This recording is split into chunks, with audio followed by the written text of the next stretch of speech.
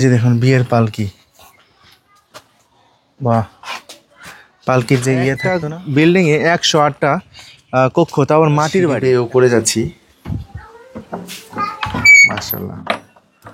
মাটির দোতলা বাড়ি ঢুকলাম তো শরীর একদম কেমন। আসসালামু আলাইকুম দর্শক, আশা করি সবাই ভালো আছেন। আমি আসছি আজকে নওগাঁ মহাদেবপুর আলিপুর নামক গ্রামে। এখানে যে জিনিসটা আপনাদের দেখানোর জন্য আসছি সেটা হলো, এখানে প্রায় 108 কক্ষ বিশিষ্ট একটা মাটির দোতলা বাড়ি আছে। যে ভিডিওটা এর আগে আপনারা সালাউদ্দিন সুমন ভাইয়ের চ্যানেল দেখেছেন, তো সেটা দেখার জন্য মূলত আমি এখানে আসছি। তো এখানে ভিতর যতটুকু পারি ভিতরে দেখাবো, আর বাইরের অংশটুকু সব কিছু তুলে ধরার চেষ্টা করব। তো আমাদের সঙ্গে থাকুন। আমরা একজন ভাইকে পেয়েছি যিনি এই বাড়ির একজন স্থায়ী সদস্য। আসসালামু আলাইকুম ভাই। ওয়ালাইকুম আসসালাম। ভাইয়ের নাম? আমার নাম মোহাম্মদ তৌফিক হাসান। তৌফিক ভাই। ভাই আপনি এই বাড়ির তো মানে তৃতীয় সদস্য। জি। আপনার দাদা এই বিল্ডিংটা তৈরি করেছিলেন? জি। আচ্ছা, এত বড় বিল্ডিং তৈরি করার কি কোনো মানে ছিল বা কোনো কারণ ছিল? না, ওরকম কোনো মানুষ ছিল না, এটা তিনি শখের বসে করেছিলেন। শখের বসেই 108 কক্ষ বিশিষ্ট দোতলা বিল্ডিং বানাই ফেলছে। হ্যাঁ, এখন এই বাড়িতে কতজন সদস্য থাকেন? এটা আপনার বর্তমানে এখন সদস্য আছে 40 জন। 40 জন। জি। আপনার দাদার কয়জন ছেলে ছিলেন, ছেলে মেয়ে? 8 জন ছিলেন। 8 জন।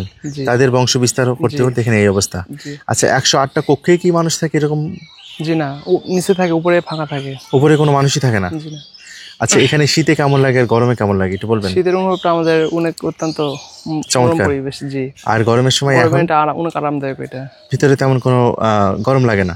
জি না, এটা আচ্ছা, এরকম কোনো গরম। আপনাদের যদি সামর্থ্য হয় তবে কি আপনারা এটা ভেঙে মাটি দালান বাড়ি করবেন, বিল্ডিং করবেন? না, ওইরকম আমাদের কোনো ইয়ে নেই। আপনাদের বর্ষাকালে অসুবিধা হয় না? চাল দিয়ে পানি পড়ে না এরকম কোনো কিছু? জি না, এরকম কোনো অসুবিধা আমাদের নেই। কোনো প্রবলেমই হয় না? জি না। মানে আপনার বিল্ডিং করতে এতগুলো মাটি, এখানে কিন্তু 2টা পুকুর আছে। এদিকে একটা পুকুর আছে, ওইদিকে একটা পুকুর আছে। এই 2টা পুকুর থেকেই এখানকার মাটিগুলো মূলত নিয়ে আসা হয়েছে। অসাধারণ লাগছে। বাড়ির আশেপাশের দৃশ্যগুলোও খুবই মনোমুগ্ধকর। আচ্ছা ভাই, এখানে আপনাদের এখানে বিল্ডিংয়ে দরজা কয়টা আছে? মেন দরজা আপনার 4টা। মেইন দরজা 4টা। এই যে এই পাকাগুলো তো পরে করছে? জি। আচ্ছা, আপনার দাদার সময় এই বিল্ডিংয়ে 4টা দরজা ছিল? জি। আর ওই উপরে যে জানালাগুলো, ওগুলো কি লোহার রড নাকি বাতা? আপনার লোহার রড এগুলো। লোহার, তাই না? জি। আপনার দাদা কি ছিলেন, এলাকার কি কোনো ব্যবসায়িক ছিলেন? জমিদার টাইপের? জি, ব্যবসায়িক ছিলেন। তিনি খেলার ব্যবসা করতেন। কেমন খরচ হয়েছে এই বিল্ডিংটা করতে কিছু ধারণা আছে? আপনার ওইরকম আমি সঠিক বলতে পারবো না, ওইরকম ধারণা আমার নেই। এই যে বসার জিনিসগুলো দেখছি, এগুলো তো সেই সময়কারই মনে হয়। জি জি জি। এটা এই যে দেখুন, এখানে বসলে একটা রাজকীয় ফিল আসবে। 80 সালে তৈরি করা একটা বিল্ডিংয়ের বেলকনিতে বসে আছি, ফিলিংসটাই অন্যরকম। আসলেও তাই। আপনার কেমন লাগে ভাই এখানে বসবাস করতে? জি, আলহামদুলিল্লাহ ভালো লাগে না? জি, অনেক সুন্দর। এখানে বসার পরে শরীরের আমার টেম্পারেচার কিন্তু ঠান্ডা হয়ে গেছে। জি জি। অনেক ভালো লাগছে। ভিতরে ঢোকার একটু অনুমতি পাইছি। এইখানে দোতলার সিঁড়ি বেয়ে উপরে যাচ্ছি। মাশাআল্লাহ, মাটির দোতলা বাড়ি ঢুকলাম তো শরীর একদম কেমন বরফ হয়ে গেল, আইস হয়ে গেল। চলেন, 3তলাও করা আছে? এটা আপনার শেষ আপনার। আরে এই সিঁড়িগুলো একটু, হ্যাঁ, এখানে একটু গরম, উপরে টিন দিয়ে। এখানে তো অনেক গরম। দাঁড়াইছি কিন্তু অনেক গরম। আচ্ছা থাক, এবার দেখেন আপনি পুরাটা। উপরে যদিও আলো নাই, কিন্তু জায়গাটা দেখতে অনেক সুন্দর লাগছে। এখানে আপনার অনেক আমাদের জিনিস থাকে। যদি আমরা আলু তুলি, আলু থাকবে, এবং আপনার হচ্ছে যদি ধান তুলি, ভিজা ধান। আচ্ছা, ভিজা ধান যদি মনে করেন এখানে 100 মণ ধান ফেলি, থেকে যাবে। খুব গরম ভাই, এখান থেকে নামতে হবে, কারণ আমরা টিনের নিচে আছি একদম। আপনি দোতলার উপরে আছেন? হ্যাঁ, দোতলার উপরে। এখান থেকে যদি বাইরের দৃশ্যটা নেই, এই যেগুলো হচ্ছে দালান বাড়িতে যে আপনার বেলকনি করে না, বেলকনি করে এবং আপনার যে ইয়ে করে, সেই রকম একটা জিনিস। কত সুন্দর একটা জায়গা, অসাধারণ।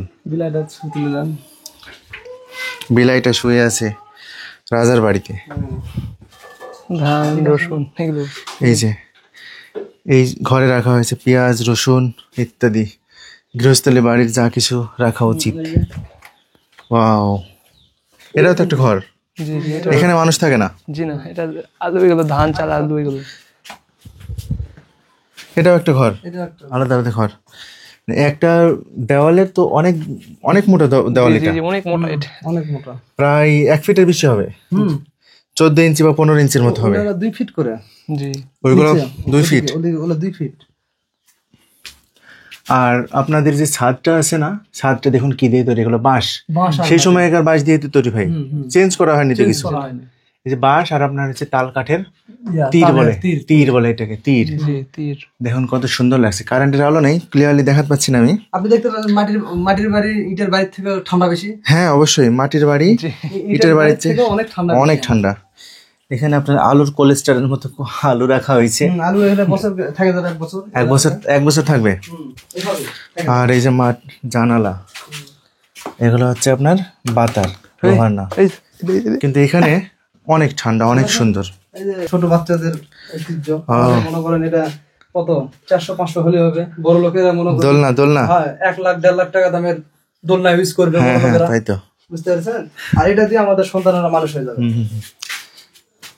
এক ইয়ে থেকে আরেকটা অ্যাপার্টমেন্টে যাওয়ার উপায় নেই, সব আলাদা আলাদা, জি আলাদা সেক্টর। আলাদা sector এ। সেক্টর আলাদা। জি জি জি মানে আপনার দাদাই সেই সময় সেক্টর আলাদা করে দিয়েছিলেন। জি জি এই যে এই দেওয়ালগুলো দেখছেন, এই দেওয়ালগুলো একটু হালকা পালিশ করা আছে, রং করা আছে, নিচ থেকে একবার ছবি তুলুন। দেখে যেন এটা রং করা। এই যে এই সিঁড়ি বেয়ে আমরা আপনার ওই উপরে ছাদের রুমে গেছিলাম, ঠিক আছে? কেমন শব্দ হচ্ছে দেখছেন? বিষয় যে নিয়ে ইন্টারেস্ট ফিল করলাম সেটা হলো যে ব্যক্তি এই বিল্ডিংটা তৈরি করছেন, আপনার দাদার নাম কি ভাই? তাসের মন্ডল। তাসের মণ্ডল। জি তো উনি ওনার সন্তানদের জন্য সব অ্যাপার্টমেন্ট আলাদা করে দিয়েছে। এখন যেমন একটা বিল্ডিং করে অ্যাপার্টমেন্ট আলাদা করে দেয় না, এই মাটির বিল্ডিংয়ে কিন্তু অ্যাপার্টমেন্ট আলাদা।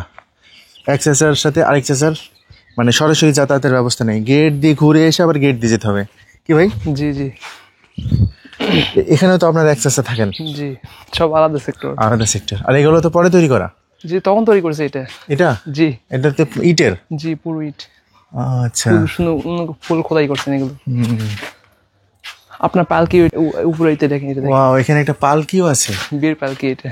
এই যে দেখুন বিয়ের পালকি। বাহ, পালকির যে ইয়ে থাকতো না, জি জি কভার, জি এটা নষ্ট হয়ে গেছে, এটা শুধু উপর টাঙা রেখেছে। ঐতিহ্যটা রাখা হয়েছে জাস্ট। এই যে আগেকার যুগে মানুষ গরুর গাড়িতে বিয়ে করতো, গরুর গাড়িতে বা পালকিতে ইউজ করতো। সে পালকি আর এখন নাই, কিন্তু পালকির একটা স্মৃতি এখনো রয়ে গেছে। এটা হচ্ছে একটা গোয়াল ঘর, এখন থাকে হ্যাঁ এখন আপনার ছাগল থাকে এগুলোতে, কিন্তু এতটা গন্ধ নাই তো। না অতটা গন্ধ নাই এভাবে।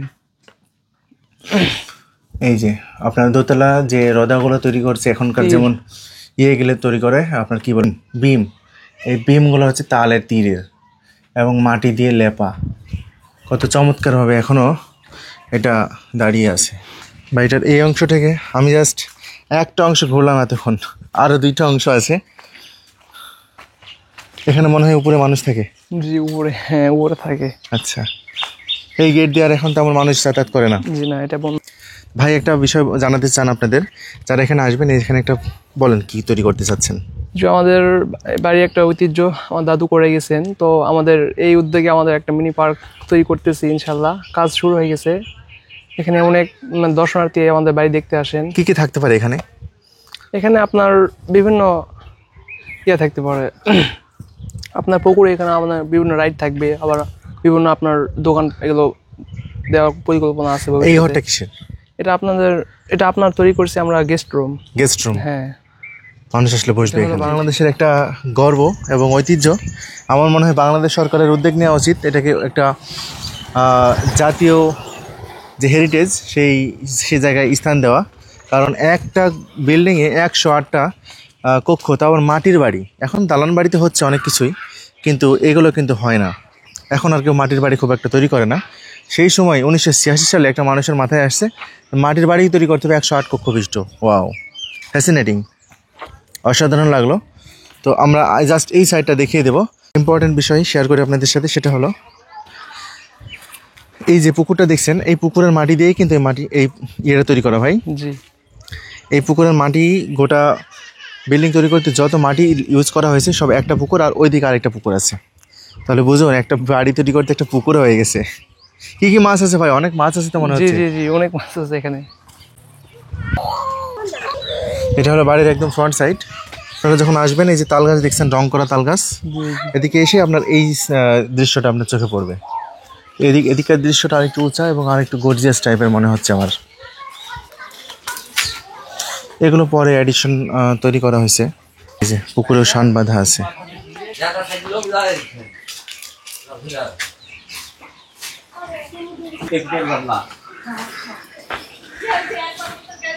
এই যে পুকুরগুলা সেই সময়কার তো এই শান বাঁধাগুলা। আমি শেষ মাথায় চলে আসছি। এই জায়গা ঘুরতে আমার অনেক সময় লাগলো। আপনারা দেখতে আসবেন। এই জায়গাটা হলো নওগাঁ মহাদেবপুর আলিপুর নামক গ্রামে অবস্থিত। ভালো লাগবে আশা করি। একটা পুরাতন জিনিস নতুনভাবে দেখতে পারবেন। সেই প্রাচীন যুগের যে গ্রামগুলোর মতো অবস্থা সেগুলোর জগতে ফিরে যেতে পারবেন। অনেক সুন্দর। আজকের ভিডিওটা বাড়াচ্ছি না।